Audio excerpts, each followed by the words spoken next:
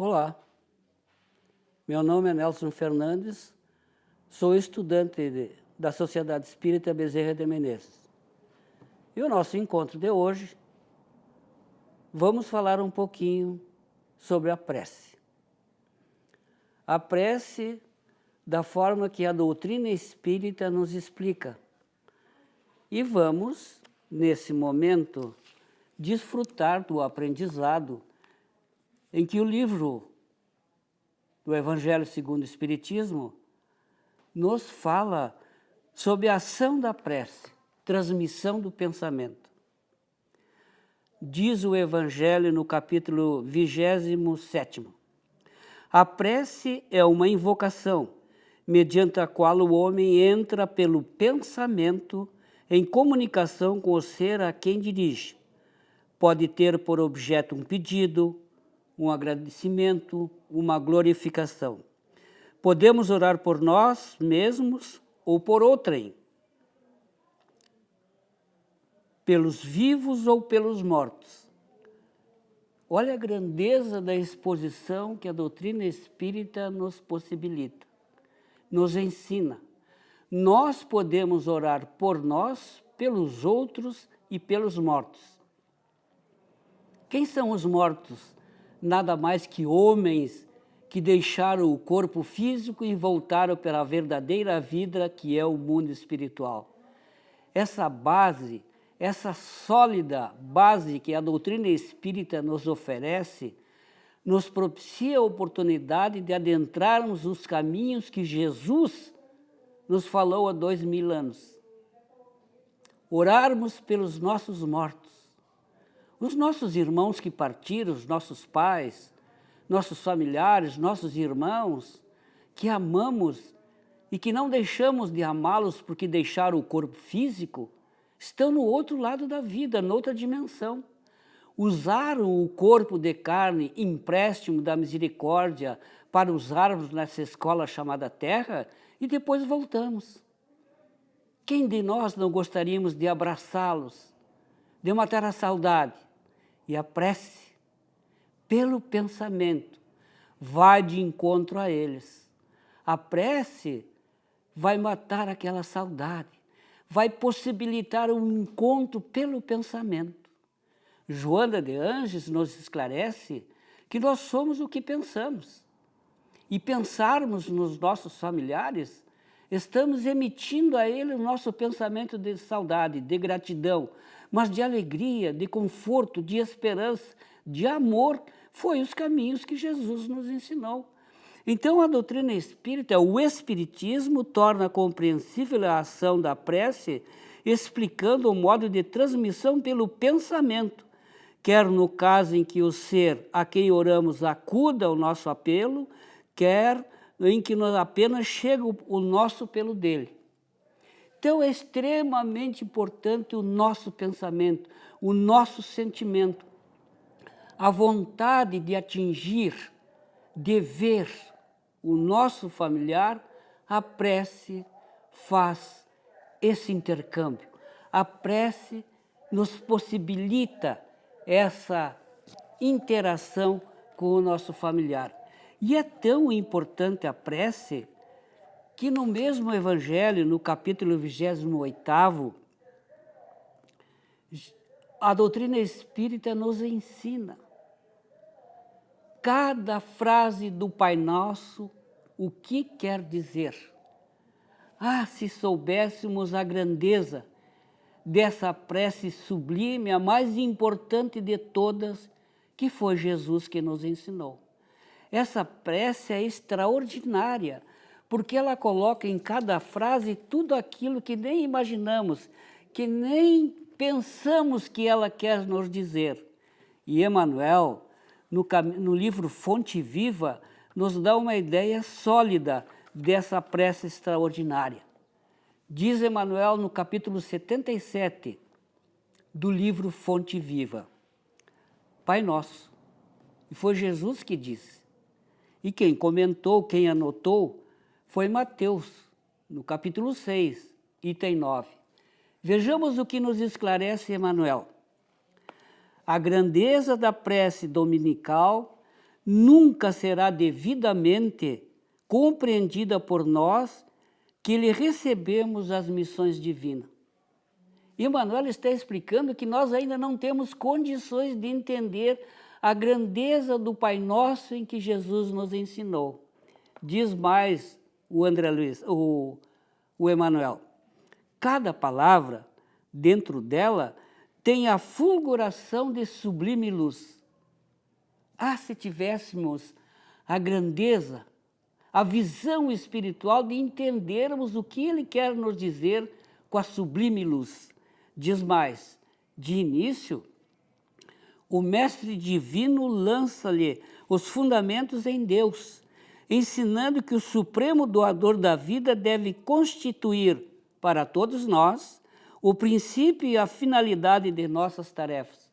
Tudo começa em Deus e tudo termina em Deus. Esta teria que ser a nossa visão, o nosso aprendizado maior. Por que Deus? Como está no Livro dos Espíritos, na doutrina espírita codificada por Kardec, na questão primeira, quem é Deus? E a gente se pergunta, Alá? Jeová? Qual é o conceito dele? Quando Kardec questiona quem é porque os esclarecimentos, os conceitos, até no momento oportuno, não preenchia a necessidade do homem saber quem ele era, quem é o Pai. Então é muito interessante porque os Espíritos respondem, inteligência suprema do universo, causa primária de todas as coisas. Preenche o homem, diz que ele é tudo em nossa vida. Que ele é o Pai ensinado por Jesus, onipotente, onipresente, amor, sabedoria, com suas leis inderrogáveis. Esse é o nosso Pai. E Emmanuel, o nosso Emmanuel vai dizer, é necessário começar e continuar em Deus, associando nossos impulsos ao plano divino, a fim de que nosso trabalho não se perca no movimento ruinoso o inútil.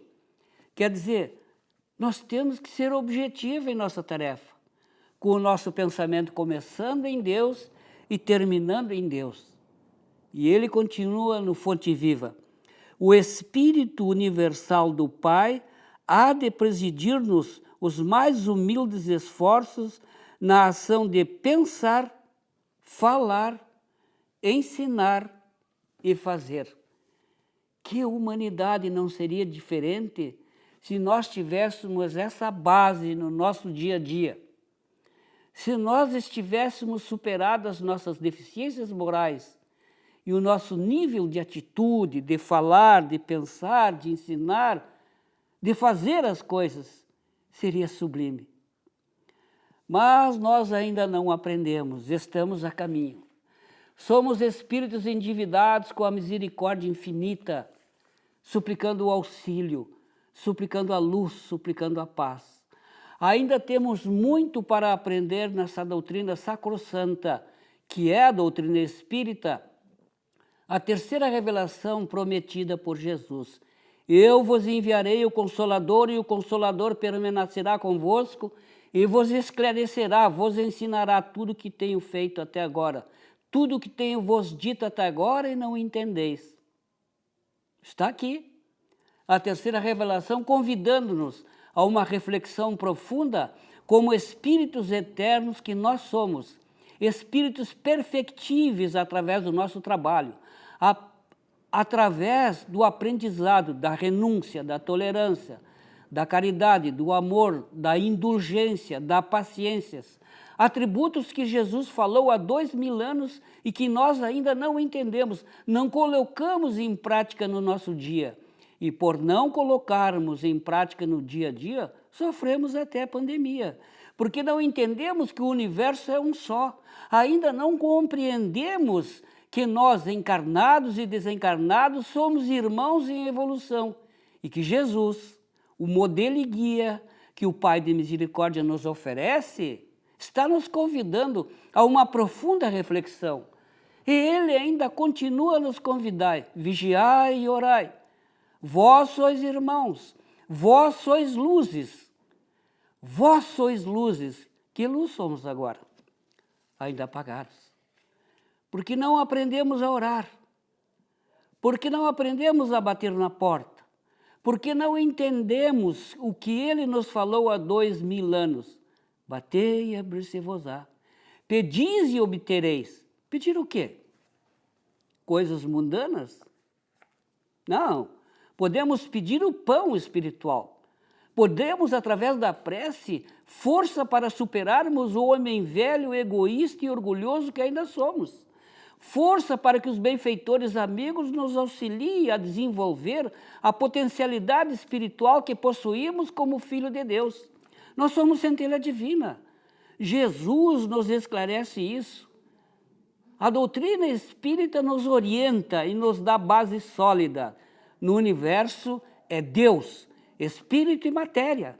Nós somos espíritos, hoje, espíritos eternos, hoje num corpo de carne, reencarnado na escola terra, para aprender os caminhos do Senhor, para aprendermos a andar neste mundo de provas e expiações e superando, auxiliando-nos, sendo fraternos, amigos, solidários, como a proposta do Cristo.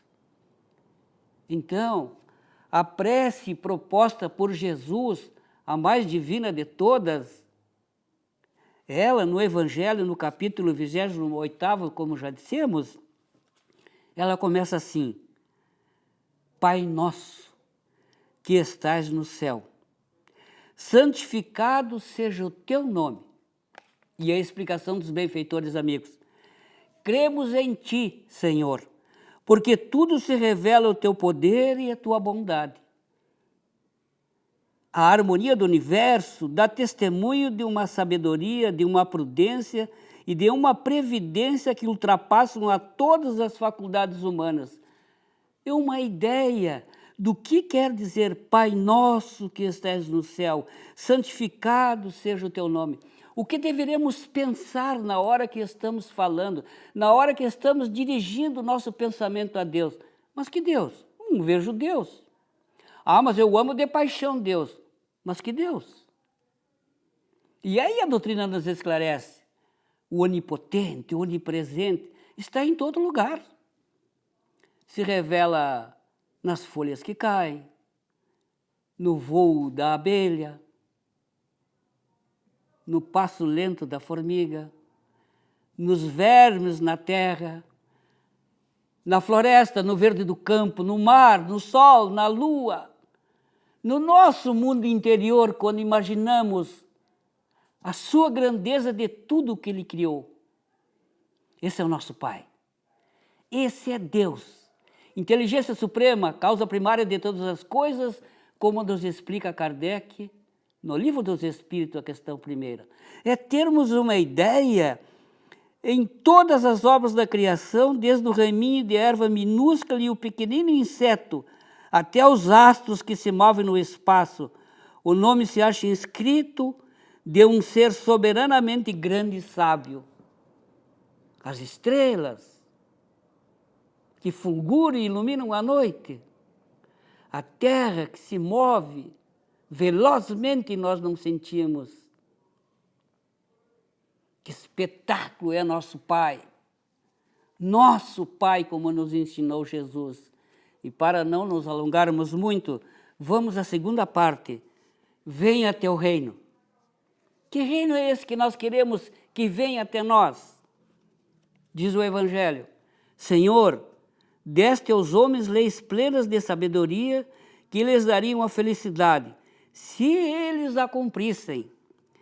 Com essas leis fariam reinar entre si a paz e a justiça, e mutuamente se auxiliariam em vez de se maltratarem como fazem. Olha que caminho extraordinário! Que caminho, que estrada asfaltada o Pai nos oferece através do amor. Mas ainda nós não aprendemos. Ainda estamos nos degradando, não de armas, branca, de fogo, mas pelo duelo, pelo pensamento, pelo ódio dentro das famílias, entre pais e mães, as obsessões dentro dos lares, por não se entendermos, por não tolerarmos, por não termos desenvolvido nós mesmos a paciência, a tolerância, a indulgência, o carinho de ensinar, de conviver, de apoiar, de iluminar a estrada para alguém. Como esse pai é extraordinário. Está aqui a sua lei de amor. Como as nações seriam diferentes se houvesse respeito por quem dirige e por quem é dirigido. Como seria diferente? Venha teu reino. Jesus veio de outros mundos extremamente superiores e iluminados, conviver no charco humano para nos ensinar o caminho do amor, o caminho da paz. E nós estamos igual Pilatos, lavamos as mãos. Ainda estamos construindo um bezerro de ouro e não descobrimos o caminho da paz interior pela atitude, pelo homem equilibrado, desenvolvido, iluminado, como disse Jesus. Mas o Evangelho continua explicando, desde o bruto ao extinto, que lhe traça o limite do necessário, e ele maquinalmente se conforma. Ao homem, no entanto, além desse instinto, desde a inteligência e a razão, também lhe desta a liberdade de cumprir ou infringir as leis. Deus não nos obriga a nada. Ele nos dá livre-arbítrio de agir. Se errar, de acertar novamente. Deus não nos castiga, Ele nos ama, é o Pai. Qual pai daria uma pedra ao filho que pede pão? O pai vai em busca do pão para oferecer ao filho. E Deus, nosso Pai, faz o mesmo. E essa prece nos convida a uma reflexão profunda. Pedimos ao Pai pão espiritual, mas não sabemos usar. Ainda não amamos o suficiente. Mas para não nos alongar, vamos à terceira parte do Pai Nosso. Faça-se a tua vontade, assim na terra como no céu. Será que é assim mesmo que nós queremos? Será que sim mesmo as nossas atitudes? Faça-se a tua vontade. Será assim que a gente pede a Deus, nosso Pai? E o Evangelho nos responde. Se a submissão é um dever do filho para com o pai, do inferior para com o seu superior, quão maior não deve ser a da criatura com o seu Criador. Fazer a tua vontade sem queixumes, sem decretos. Não é submeter Deus à nossa vontade, é nós adentrarmos e suplicarmos com humildade, com o mundo íntimo, Pai, seja feita a tua vontade e não a minha, mas auxilia-me, Senhor, para que eu possa desenvolver o potencial infinito que eu tenho como teu filho e crescer na estrada do amor, da paz, da tolerância, da caridade. Como seria diferente em nossas preces? E o Evangelho nos diz mais. O homem, e ela sabe submeterá, quando compreender que és fonte de toda sabedoria, e em que ti ele nada pode. Então, o homem depende de Deus.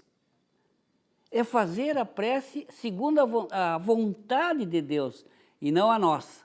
Ainda, no capítulo 4, diz assim, dá-nos o pão de cada dia. Que pão é esse? Dá-nos o alimento indispensável à sustentação das forças do corpo, mas dá-nos também o alimento espiritual para o desenvolvimento do nosso espírito. O pão espiritual. O trabalho. O trabalho é lei da vida. Está no livro dos Espíritos, nas leis morais. O trabalho é lei da vida. Não é só bater o ponto da empresa que é trabalho.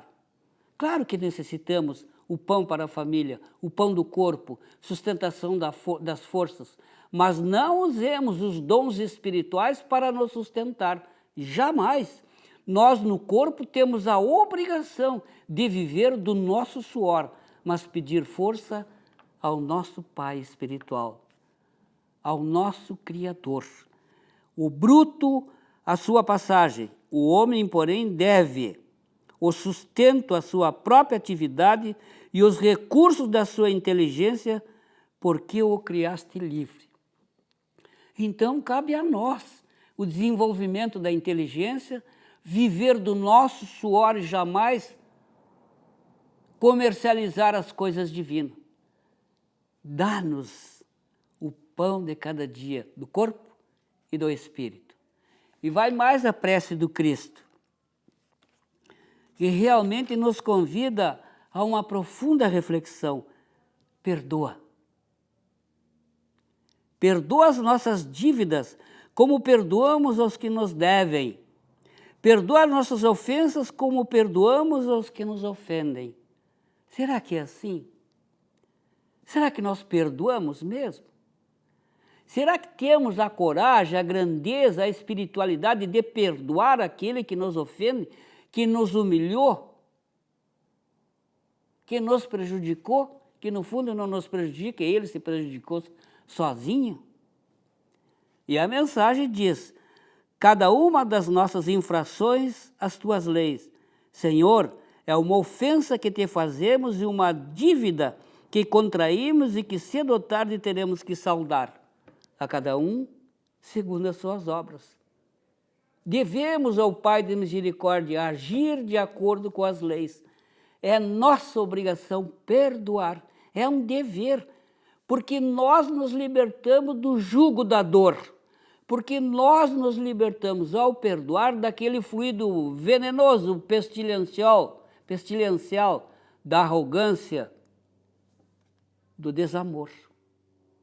Então é extremamente importante meditarmos. Perdoa as nossas dívidas.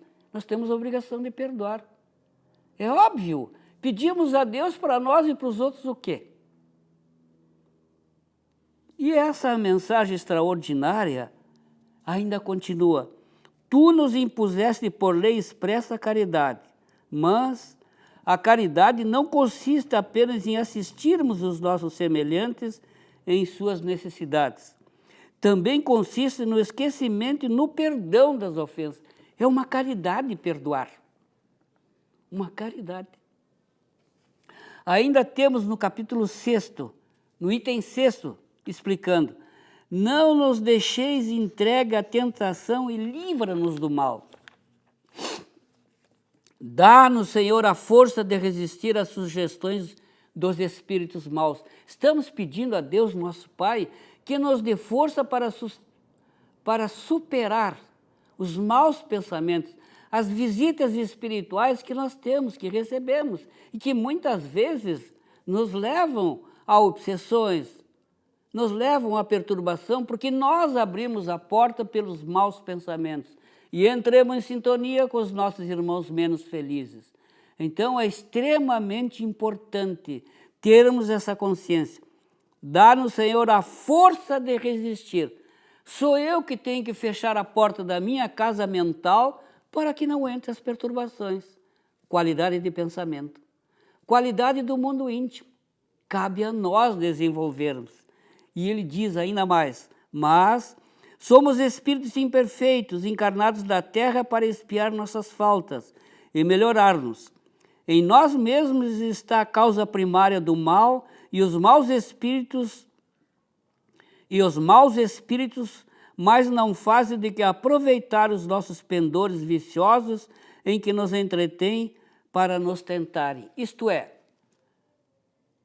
a perturbação não entra, já está em mim a perturbação. A fogueira já está em mim. O espírito mau, entre aspas, chega e assopra, aumenta o problema que eu tenho. A culpa é minha, não é do espírito. Como no problema da obsessão, o culpado das obsessões, 99,9% somos nós, porque não sabemos orar, não qualificamos os pensamentos, não temos boas companhias espirituais e reside em nós ainda o orgulho, paixões políticas, paixões guerreiras, o egoísmo, a inveja, o ciúme, o rancor, a mágoa, o ressentimento, o ódio. São esses vícios morais que os espíritos aproveitam e sopram a fogueira existente que existe em nós. Por isso, dá-nos, Senhor, força para resistir às sugestões e às agressões do mundo espiritual. Temos que aprender a conviver com eles. São nossos irmãos e por eles devemos orar, por eles devemos ler o pensamento e meditar a eles essa leitura de amor, de paz, de equilíbrio. Mas o item 7, assim seja. Esse assim seja é espetacular. Praza-te, Senhor, que os nossos desejos se efetivem, mas curvamo-nos perante a tua sabedoria infinita, que em todas as coisas que escapam à compreensão se faça a tua santa vontade e não a nossa. A tua vontade e não a nossa. A tua santa vontade. Como seria extraordinário se nós pudéssemos viver essa prece espetacular, a prece mais sublime que existe, que foi Jesus que nos ensinou, o Pai Nosso. Reflitamos. Fica o convite. Evangelho segundo o Espiritismo, capítulo 28, o Pai Nosso. Que a luz, que a paz, que o amor do Cristo Jesus, que a assistência dos benfeitores amigos em nome de Deus nosso Pai, permaneça em nossos lares, hoje e sempre, e que assim seja.